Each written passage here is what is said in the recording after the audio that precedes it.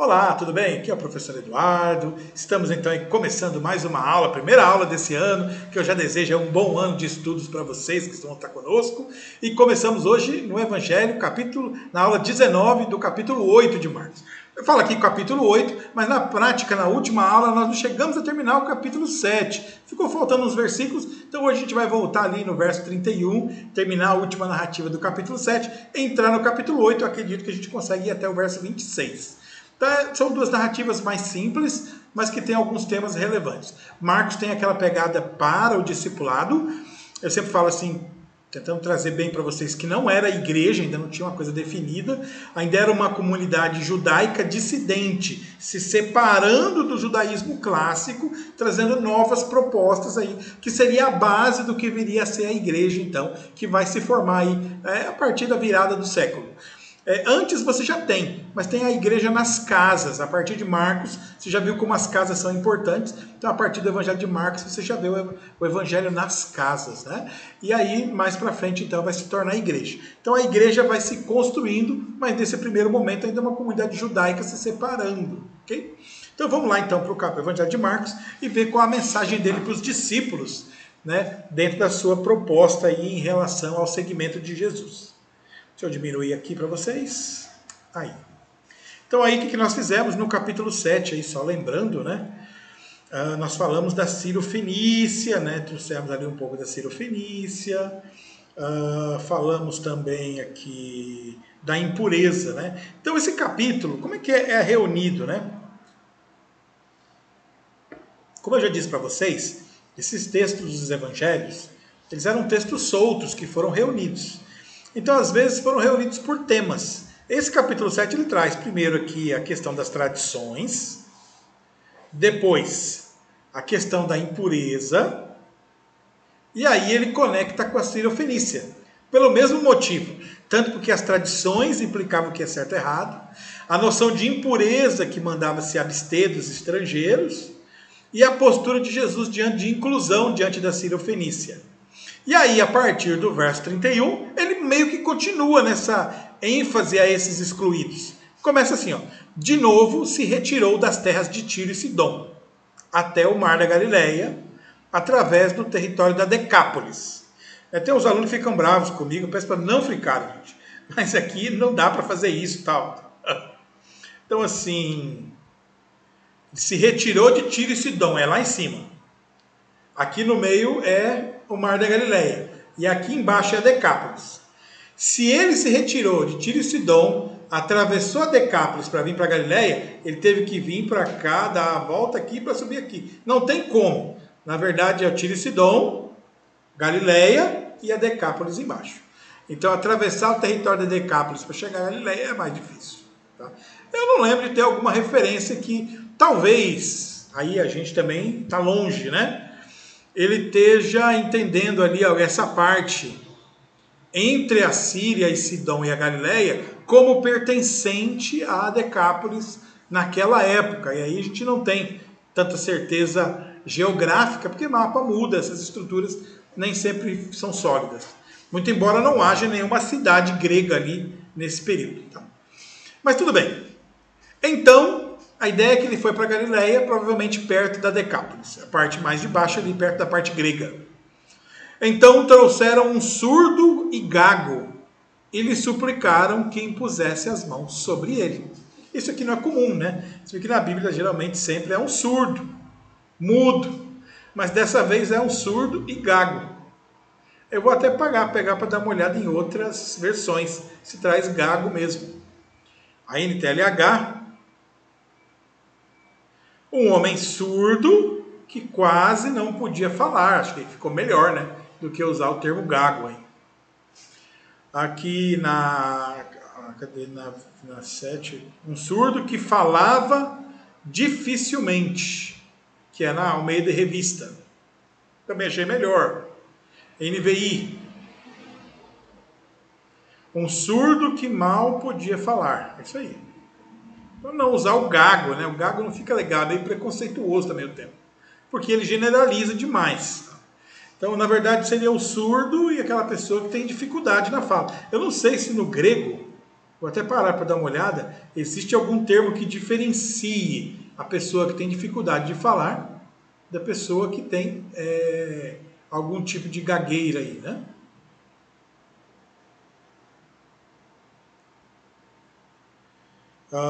Falou assim, um surdo ele vai chamar de moglalon.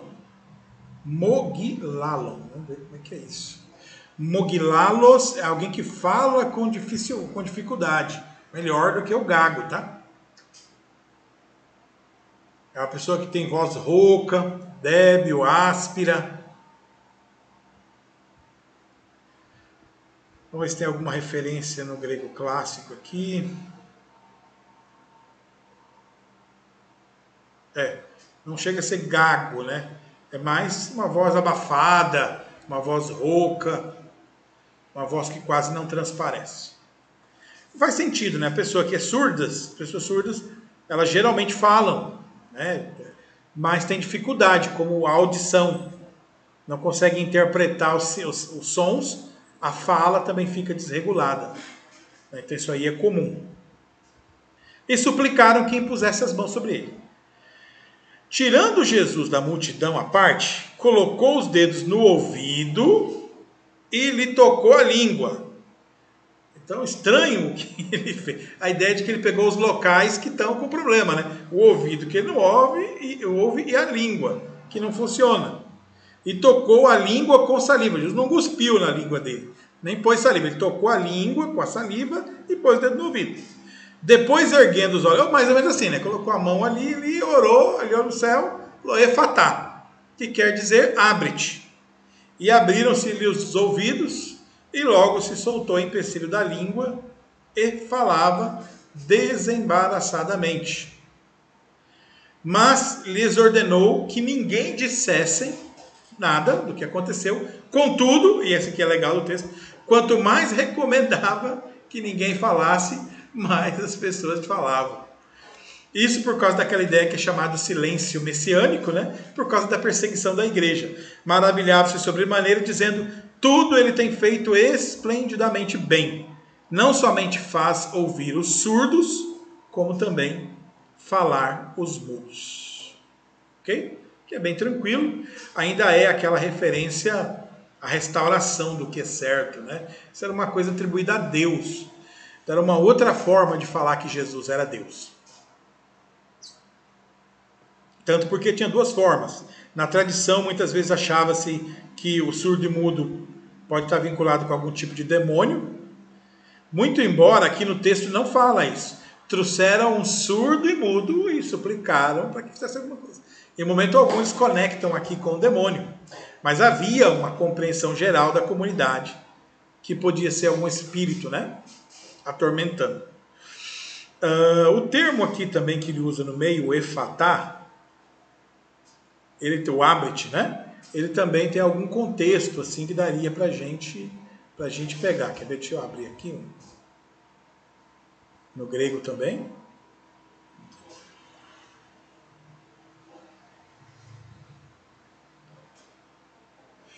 Olha lá, efatá, né? Aqui eu vou abrir o dicionário para vocês pegarem comigo. Olha lá. Efatá, efatsá, que é a raiz, tá? Ela é de origem caldeia e significa mesmo abre-te. Aí cada dicionário vai ter, né? Ele também tem uma vertente para o aramaico, tá? Também no grego, né? O dicionário semítico do Swanson também, o abre-te, literalmente. E o vini é uma palavra arameia, que significa abrir, usada em modo imperativo. Entanto que a aplicação com este caso era aos ouvidos. A língua ficou, claro, os ouvidos que seriam abertos, né? Deixa eu ver se alguém mais faz alguma nota relevante aqui, né? É isso mesmo. O Word Studio também coloca só a referência ao aramaico imperativo. De anoitek no grego. Ok. Voltando então para lá. Vocês veem que tem alguns termos, né, no Novo Testamento que ainda tem o aramaico. Que talvez fosse aquilo que tem o filme do Mel Gibson. É bem mais próximo que a língua fosse mesmo o aramaico do que o grego. Mas, como Jesus está na Galileia, perto da Decápolis, o grego também seria usado. A pergunta é por que ele usou o aramaico aqui e não o grego? Na tradição judaica, eles têm um pouco de mística na língua tradicional, né? Então, por isso, usar o efatá havia um certo respaldo, né? Principalmente se ele estava perto da Decápolis. Alguns textos do Marcos e dos outros evangelhos também podem ser lidos como metáforas, né? Principalmente em relação ao sofrimento do povo que estava invadido pelo exército romano, e aí o efatá faz em aramaico, numa comunidade grega, era algo que chamava a atenção de quem está vendo, no sentido de que talvez a ideia desse efatá era muito mais do que abrir, né, ou só a pessoa ouvir. Ele também pode estar falando para quem está lendo, no sentido de quem está lendo muitas vezes não está conseguindo ouvir nem falar. Esse era um problema da comunidade primitiva também, que ainda era muito judaizante. Capítulo 8, vamos lá. Naqueles dias, então, quando outra vez se reuniu grande multidão, então, mudou a perícope, certo? Naqueles dias, grande multidão, outro assunto, não tendo o que comer, mudou de assunto. Então, perícope nova. Jesus chamou os discípulos e disse: seguinte, gente, tem compaixão dessa gente, porque há 3 dias que estão comigo e não têm o que comer. Novamente, é o problema da comida. Se eu os despedir para suas casas em jejum, vão desfalecer pelo caminho. E alguns deles vieram de longe. Mas seus discípulos lhe responderam: de onde alguém poderá fartá-los de pão nesse deserto? E Jesus respondeu: quantos pães tendes? Responderam eles: 7. 7 é o número, o mesmo número da outra. Na outra narrativa, 5 pães, 2 peixes, 7. Aqui, quantos pães? 7. Aqui não tem peixe. E ordenou ao povo que se assentassem no chão. E tomando 7 pães, o 7 é um termo babilônico, né? Que na Babilônia já tinha esse conceito de inteireza, que o povo hebreu, quando vai para a Babilônia, traz para a tradição hebraica. E começa a usar o 7. O 7 tem 2 lados. Um deles, ele aponta a divindade. E aí é interessante Jesus pegar os 7 pães e dos 7 pães multiplicar. Porque na entrelinha ele está mostrando esse cuidado de Deus pela humanidade. E também porque o 7 ele representa essa inteireza, ele tem o suficiente. Ordenou o povo que se assentasse, tomando 7 pães, partiu-os, após ter dado graças, e a seus discípulos para que distribuíssem, repartindo entre o povo. Aqui só o tendo dado graças, eu gosto de olhar sempre no grego, para ver qual é o termo que ele está usando aqui, tá? Espera que eu já coloco. Porque tem uma opção, às vezes ele pode colocar o termo Eucaristia e dar um outro sentido, né, para o termo. Cadê o meu NA 27?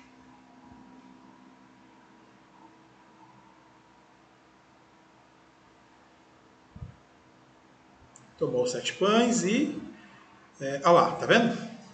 Qual é o termo que ele usa para dar graças aqui? Eucaristessas.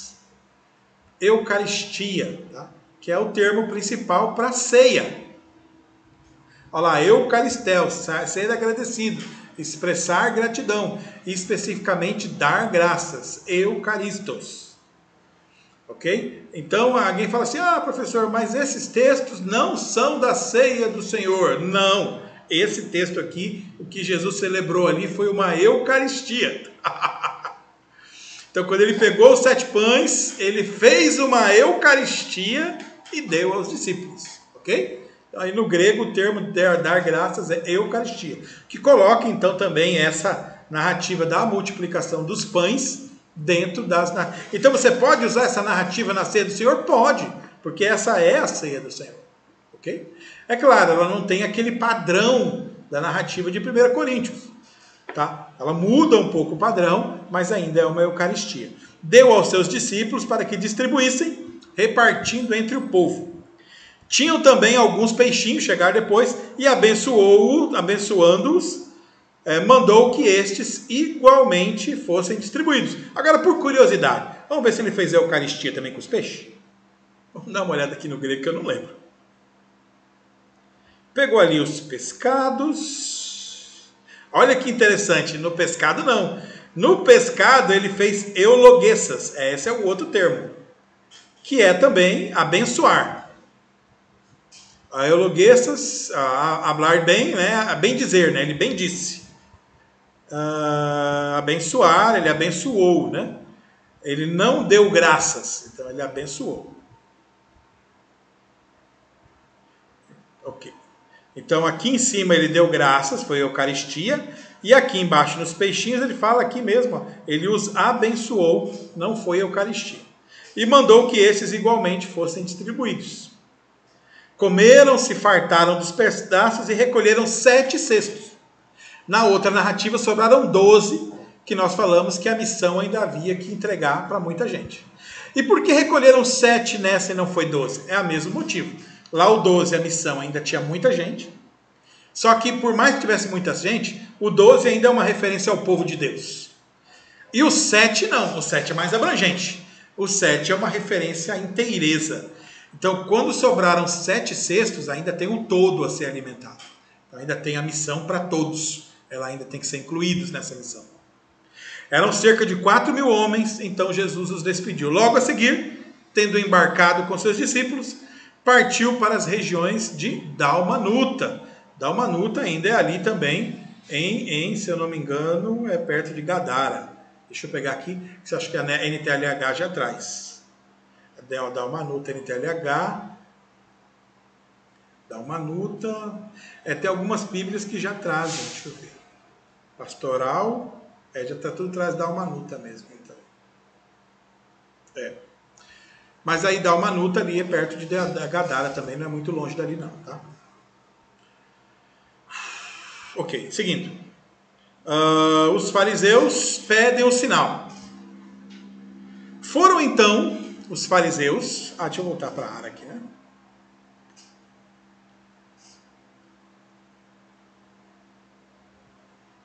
E saindo os fariseus, puseram-se a discutir com ele. Então assim, não mudou bem o local. Não mudou o tempo. Trouxe um personagem novo que não tinha, os fariseus.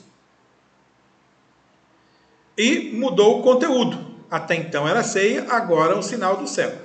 Eu já posso começar uma perícope aqui com 2 marcadores. A gente pode começar uma perícope nova. Jesus, porém, arrancou do íntimo do seu espírito um gemido. Que diferente, né? E disse: por que essa geração pede um sinal? Quando ele fala assim que Jesus arrancou o íntimo do seu espírito um gemido, é tipo assim, vamos lá, vamos tentar entender. Jesus estava lá, curando, cuidando das pessoas. Aí chega a fazer: Jesus, me dá um sinal aí de que você veio de Deus. Jesus começa: ô Pai, tem misericórdia de mim. Entendeu? Esse gemido íntimo de Jesus. Por que essa geração pede um sinal? Era mais um desgosto, né? Em verdade vos digo que a esta geração não se lhe dará sinal algum. E deixando-os, tornou a embarcar e foi para o outro lado. Você, professor, mas por que não sinal? Nós que somos pentecostais aqui falamos tanto de sinal. Tem um povo que gosta de um sinal, pede para Deus dar um sinal. Por que Jesus falou que não ia dar sinal nenhum? Então, problema. O sinal, ele meio que anula a fé. Como assim, professor? O sinal anula a fé? Explica isso para nós. É assim, ó. Você crê em Deus ou você crê no sinal? Esse que é o negócio. Pega lá Gideão.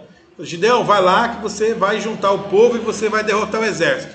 Mas, Senhor, o senhor tem certeza que eu vou fazer isso? Tenho, Gideão. Vai lá que você é o escolhido. Pode ir lá que você vai vencer. Não, senhor, faz o seguinte, ó, vou fazer um sinal. Vou colocar um algodãozinho, o senhor faz chover ao redor e o algodãozinho fica seco. Aí eu vou acreditar. Aí o Senhor foi lá e fez. Aí no outro dia, então, Gideão, beleza, agora você pode ir lá. Ah, Senhor, eu acho que o Senhor tem que me dar mais um sinal. Esse sinal não foi suficiente. Vamos fazer o seguinte, hoje vai chover só no algodão, ao redor vai ficar seco. Você está entendendo? O que ele está querendo dizer com isso? Só pede o sinal quem não confia. Só pede sinal quem não confia. Porque se você confia em Deus, você não pede sinal, você vai. Então o problema de Jesus aqui com a comunidade é que, poxa, Deus está ali cuidando do povo, intercedendo por eles, fazendo diferença. O que você quer um sinal? Você crê em Deus ou não crê em Deus? Então esse negócio de pedir sinal, ele até pode acontecer, tipo assim, no começo da vida cristã, que a pessoa ainda não tem conhecimento de Deus legal. Mas depois de um tempo, não pode mais ficar pedindo sinal. Por que você serve a Deus? Porque você conhece. Por que você cuida do outro? Porque você conhece. Entendeu? Você já tem um relacionamento com Deus. Você não precisa ficar pedindo sinal. Ok? Vamos para frente. Essa questão do sinal é complexa, né? Mas aqui, sem sinal, justamente por causa dessa crise. Essa questão da geração é a época, é o período, né? Agora, Jesus está fazendo um desafio aqui no texto, a eles terem fé. No fundo, eu acho que não. Porque Jesus não está falando a pessoas que não conheciam. Está falando a pessoas que conheciam muito, né? Que eram o pessoal do judaísmo, os fariseus. Tinha profundo conhecimento. Mas aquele profundo conhecimento não se tornava em algo vivencial, real. Era apenas saber sobre algo. Saber sobre algo é muito diferente de conhecer. Então você pode saber como faz uma cadeira, mas você não conhece como faz uma cadeira. Só conhece como faz uma cadeira quem fez. Então você não conhece, você sabe sobre. Então tem muita gente que sabe sobre Deus, mas não conhece. Tá? Vamos para frente. 8,14. Ora, aconteceu então que eles se esqueceram de levar os pães. E no barco não tinham consigo senão um pãozinho só. Aqui então você vê que não tem aqui marcador de mudança. É só esse hora aconteceu. E o texto dá a entender que esse verso 14 estaria conectado ao verso 10. Ou seja, eles embarcaram e foram para Dalmanuta. E quando estava no meio do barco, aconteceu que eles lembraram que esqueceram de levar pão. Fala, pelo amor de Deus, acabaram de multiplicar o pão. Sobrou 7 cestos. Eles entraram no barco e levaram um pãozinho só. Esse verso, esse intercurso aqui do verso 11 ao 13, é quase um intercurso, uma inclusão no meio do texto. Tá? Que refere então essa questão, pode ser que ele tenha um sentido para os discípulos. Essa inclusão aqui. Talvez originalmente não, mas o autor conectar o verso 11 a 13 no meio da narrativa do verso 8, sim, pode ser um chamado de atenção a eles.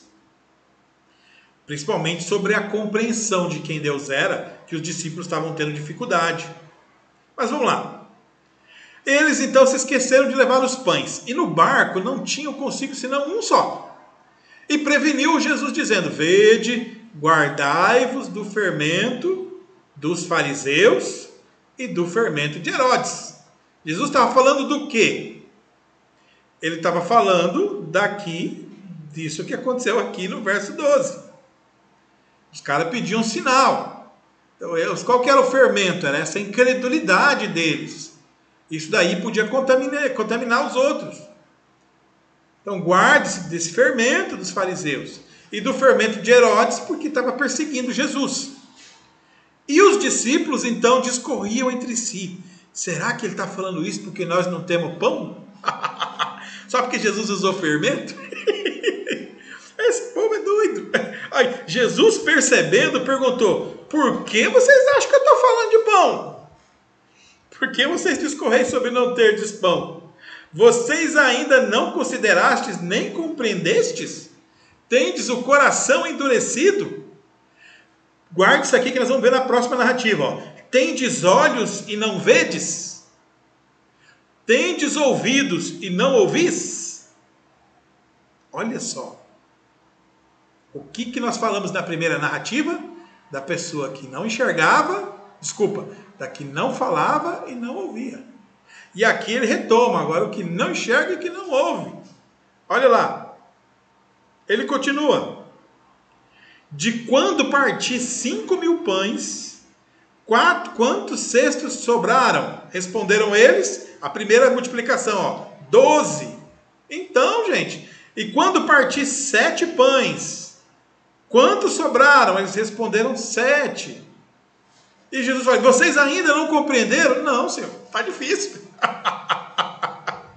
Aí você vai falar, você já compreendeu? Ih, professor, está difícil, não entendi, foi nada. Jesus foi dar um nó na cabeça da gente, que essa história do 12, do 7, não facilitou nada, né?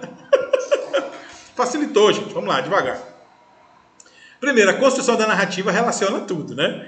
Então, assim, primeiro, entraram no barco, esqueceram do pãozinho. Esquecer do pãozinho aqui conecta todas as narrativas. Quando ele esquece do pãozinho, isso não era para ser uma preocupação. Por que não era para ser uma preocupação? Se eles confiam em Deus, não precisariam se preocupar se levaram o pãozinho ou não. É Deus quem dá a vida. É isso que Jesus está dizendo nas multiplicações. Mas Jesus fala, ó, cuidado com o fermento dos fariseus. O que era o fermento dos fariseus? No nosso contexto, é justamente essa incredulidade que precisa de sinais, que não entende o que está acontecendo. Então, eles discorriam entre si, porque nós não temos pão. Eles não estavam entendendo o que Jesus estava fazendo ou falando, o que era importante, o que não era importante. Isso é a ideia da questionamento para o discípulo. Como que o discípulo está se relacionando com Deus e o que ele entende? Ele continua, percebendo, Jesus perguntou, mas vocês estão falando sobre pão? Ainda não entenderam? Não consideraram? Aí ele vem, tendes o coração endurecido, referindo ao Antigo Testamento, porque não estão abertos para conhecer Deus. É aquilo que está acontecendo na narrativa. Deus está fazendo, mas eles não estão abertos para conhecer. Tende olhos, olha lá, que não está aberto, e não vês, ouvido e não ouvis. O efatá, na entrelinha, é para os discípulos. Por isso ele usou aramaico. O efatá, ele era um chamado muito mais... Vocês têm que abrir muito mais coisa. Não era só a pessoa que não tinha ouvido que tinha que abrir. Eram os discípulos que estavam ali que precisavam abrir. Porque eles tinham olhos e não viam, e ouvidos e não ouviam. Eles não estavam entendendo o que Deus estava fazendo. Vocês não estão entendendo? Olha só, gente. Tinha 12 cestos e sobraram 12. Tinham 7, eles responderam, sobraram. Por que ele perguntou o que sobrou? Ele podia ter falado, vocês não entenderam que eu já multipliquei um monte? Mas não, ele perguntou o que sobrou. Quando ele pergunta o que sobrou, ele está conectando isso aqui com a missão. Então, quando ele fala assim, ó, voltando agora, cuidado com o fermento dos fariseus, é porque o fermento dos fariseus podia tirar deles o mais importante, que era a missão, não era o pão, se ele multiplicava ou se ele não multiplicava. Isso aí Deus faz acontecer. O importante é elas entenderem que eles tinham uma missão. E que essa missão era a continuidade do que Jesus fez. E isso coopera com os outros textos dele, desde a Samaritana. A ideia de que eles tinham que estar abertos, seguindo então a narrativa do olho e da boca, o gago, a dificuldade de falar, que era justamente a dificuldade da igreja primitiva, de poder reproduzir aquilo que Jesus ensinou. E aí a crítica, olha gente, vede, olha aqui, ó, novamente o ver, ó, vede, cuidado, observem, prestem atenção, olhem. Será que vocês estão cegos? Vocês não estão vendo nada? O fermento dos fariseus está fazendo com que vocês percam o mais importante, que não é o pão. Não é se tinha pão, se não trouxe pão, se levou pão, se deixou de trazer o pão. É que entender que sobrou 12 cestos. Que sobrou 7 cestos. Ou seja, que ainda tem uma missão para levar para muita gente ainda. Isso vocês não podem perder de vista. Ao que lhes disse Jesus, não compreendeis ainda? Ok? Ele vai continuar, não parou aqui não. Ele vai terminar essa narrativa aos discípulos, agora na última. Então chegaram a Betsaida, mudaram de lugar, né? E trouxeram um cego. Mudaram de lugar, mudaram de personagem, mudaram de conteúdo. É uma nova perícope? É. Mas nesse capítulo, as 3 perícopes diferentes estão interrelacionadas. Ok? E isso é uma coisa que não tem em todo lugar. Aqui, ó, você vai ter então essa primeira perícope aqui, que é da multiplicação de pão. As 4, né? A segunda perícope, que é os fariseus pedem os sinais. A terceira, que é o fermento dos fariseus. E a quarta perícope, que é o homem cego, estão conectadas.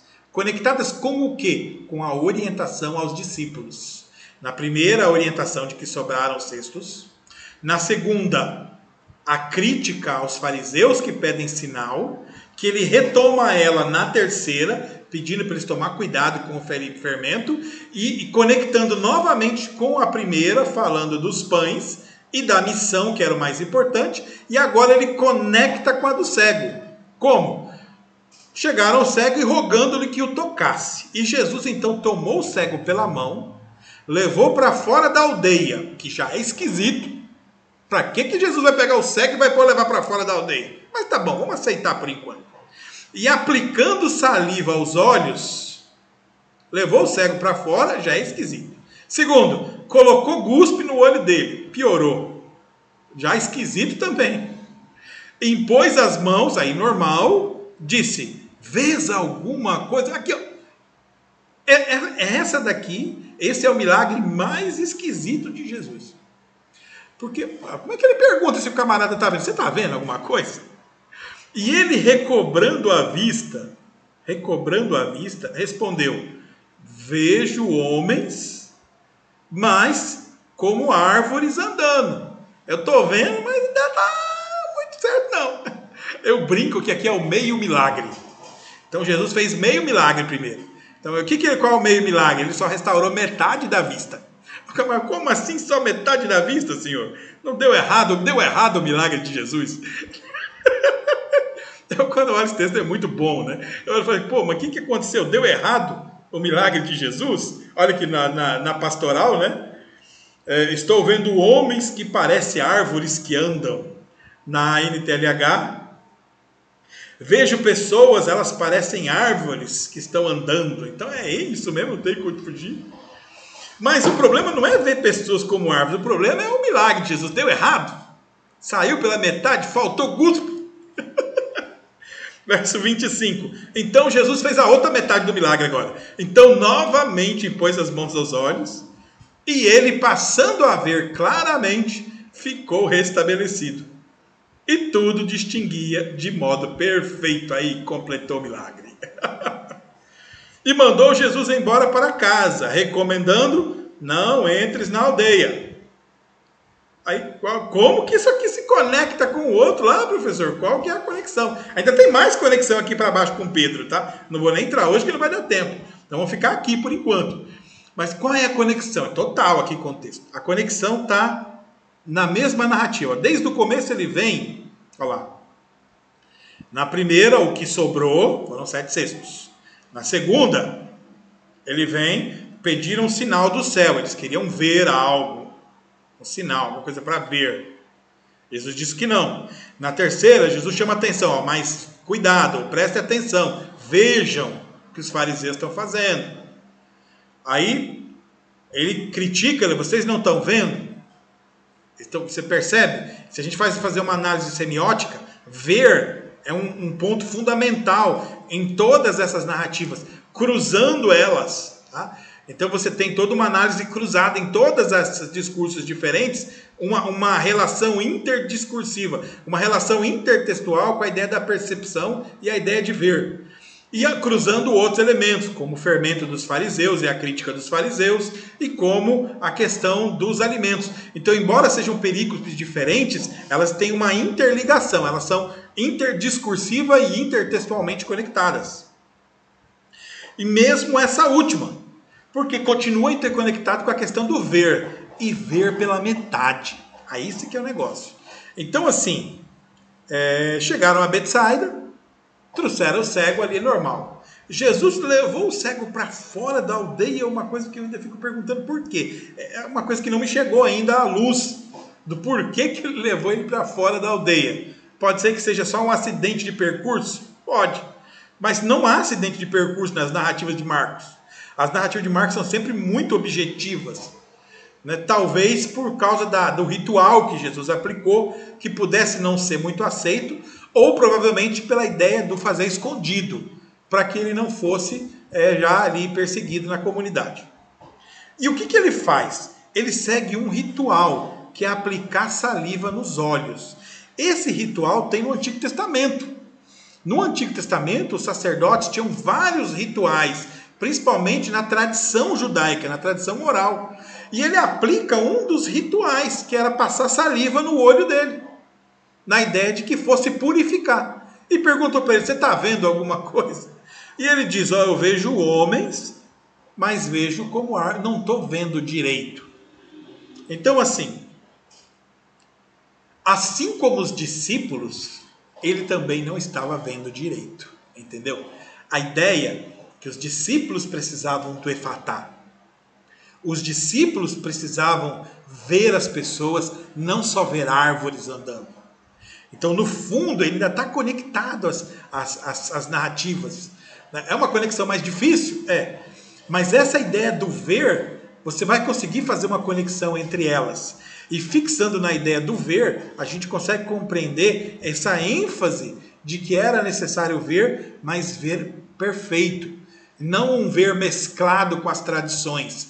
Tinha que ser um ver como a segunda oração. Então, na primeira, Jesus aplicou saliva e na segunda, não. Na segunda, quando ele impôs as mãos sem saliva, aí a pessoa recobriu a visão. A ideia é crítica às tradições que ficam com vários rituais para cura. O que é preciso para cura? Só Jesus. Só crer.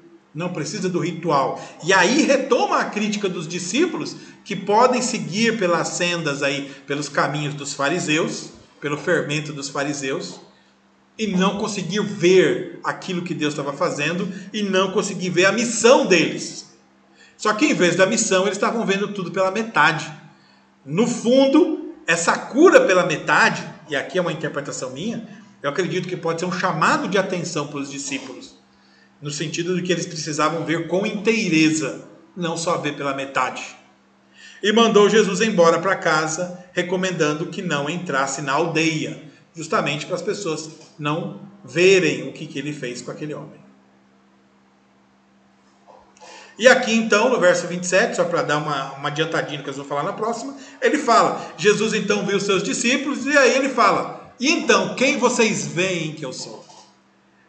Quem eu sou? Isso é claro para vocês? Então aqui já encena o que nós vamos falar na próxima. Fico por aqui então, até mais.